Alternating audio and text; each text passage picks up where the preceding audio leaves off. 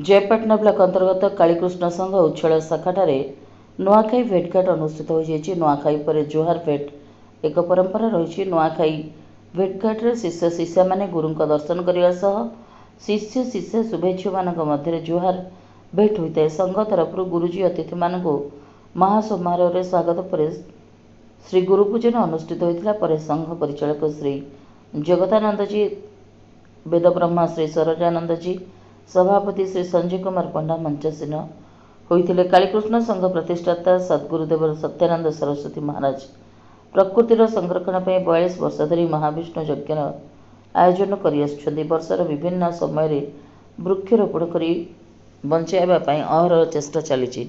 वृक्ष और शस्यर महानता प्रतिपादित उच्छला प्राथमिक विद्यालय परिसर में जगदानंद जी महाराज वृक्ष पूजन और रोपण कर छात्र छात्री को निज जन्मदिन में वृक्षरोपण करने को प्रोत्साहित करते।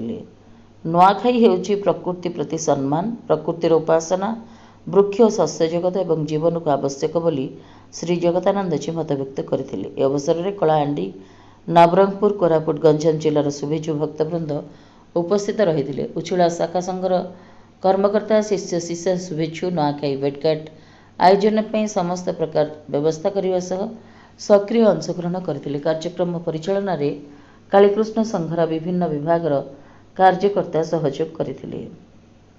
कलाहांडी जिलार परमानंद छात्री रिपोर्ट, प्राइम टीवी ओडिशा।